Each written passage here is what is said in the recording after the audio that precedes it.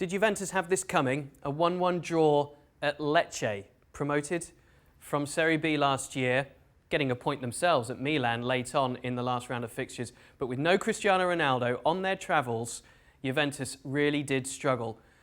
Janusz, it was 2 penalties, right? We can debate whether they were worthy or not, but basically Juventus had nothing to change this game on the bench, did they? No, they did not. I wouldn't call either penalty on Pjanic, and certainly the handball on De Ligt. I don't know why VAR didn't look at this as a deflection and arms of De Ligt pretty close to him. Not a penalty to me. I don't get entertained by Juventus. I don't remember last time where they played extremely, extremely well. It's one of those teams that keeps on clicking. Yeah, over the years they had Max Allegri, who was pragmatic, who knew how to organize the team.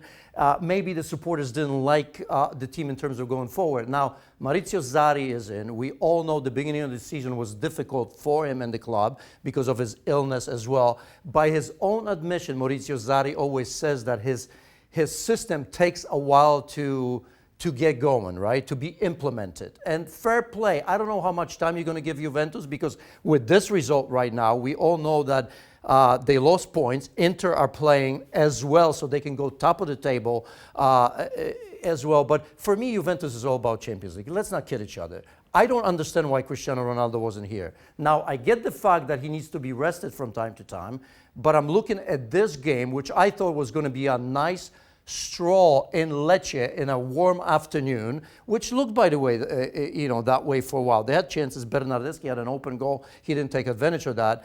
But, if you're going to rest Ronaldo, I think maybe midweek game against Genoa at home, that would have been it. But, of course, you want Cristiano Ronaldo at home. Look, he's as fit as a fiddle. He's as good as anybody else. I'd play him until he asks for that. Now, he will never ask to be rested for sure. But big points lost. And again, to me, it doesn't really matter what they do in Serie A. They'll tell you the league is important. They're a little bit like Bayern Munich. They keep on winning 7, 8 years, whatever it may be.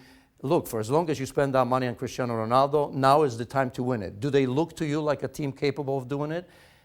Not really. I haven't seen it this season. I haven't seen it last season. I think some questions should be asked right now, because they do have Dybala, who's looked better as of late. They have Higuain. But, the one player that I wonder about is Mario Mandzukic. What they're doing with Mario Mandzukic is criminal. I get it that he was going to go someplace. He didn't want to go to China. Looks like he may go to the Premier League and Manchester United, wherever he's going to go. Here's a man that's been absolutely superb. For Juventus, not to consider him for Champions League is one thing.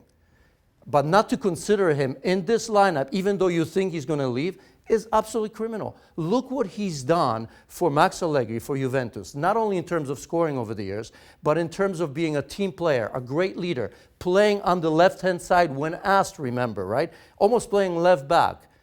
I look at the lineup now, and I saw the bench, and I said, nothing there to change the game, which has proven true in this particular game and in others as well. And now Mario Mandzukic, who hasn't played himself out of the lineup because he's been great, is nowhere near the team. That, to me, is criminal. It's a problem, isn't it? Because when you talk about the strength and depth that Juventus clearly have, and you look at the midfield 3 that they started with as well, with Pjanic, Bentancur, and also Emre Can getting a rare start, it's not enough to just rotate the squad. And that's something that maybe this game is a lesson for Sarri. You can't just replace the players who haven't played with those who need a rest, right? It's not going to click. You need to go and treat the opposition with some respect. Yes, and they don't look like they have set partnerships, right? Think about it. The best player for me and you, we do a lot of Serie A games, has been Aaron Ramsey in that new role, but he's forever injured, and he's injured once again. But he's been the brightest of players, right? Dybala hadn't called, Higuain hadn't called. You don't know if they can play together. Bernardeschi looks good to play behind, more so than wide. So I'm looking at this team, and maybe it is evolving, and we're talking about this incredible depth that Emre Can doesn't make Champions League, Mario Mandzukic doesn't make. But I'm looking at this team, and it doesn't look complete. Yes, Douglas Costa's been the best player before his injury. He's been missed, but I think this is a team that's being built, and my understanding is that the only goal they have is to win the Champions League, because for me at least, anything else does not matter as much. In terms of strength, there is no denying it.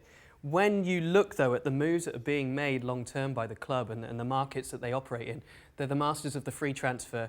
Are they perhaps guilty of selecting players who are simply available and fit the range of ability, as opposed to, as you say, trying to build the balanced team that really will make the difference and take them to the next level in the Champions League? The best thing that you've said, more so than me going on for 5 minutes right now, yes, I think they have to make a statement. There's small rumors that they have money or bring in the money to perhaps offer Mbappe a contract. Those are the players they have to go. Not just because Cristiano Ronaldo is getting older. They need to have winners, where before the season you can clearly say Juventus Football Club are ready to challenge for the Champions League. I don't think that I thought about it, and certainly I haven't seen any examples right now that Juventus are great. Having said that, I was very, very impressed the lesson they taught Inter, who are now up and coming with Antonio Conte, when everybody thought Inter may be the favorites, Derby d'Italia, at the San Siro, Juventus show Inter where they are in the pecking order.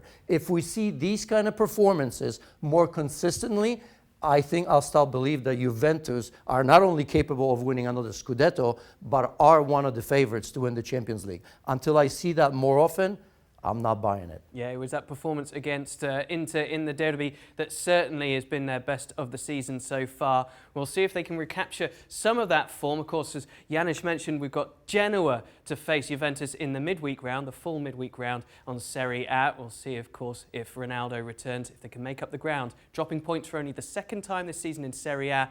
It's all about Europe, though. Thanks so much for watching ESPN on YouTube, and for more sports highlights and analysis, be sure to download the ESPN app, and for premium content and live streaming, subscribe to ESPN Plus.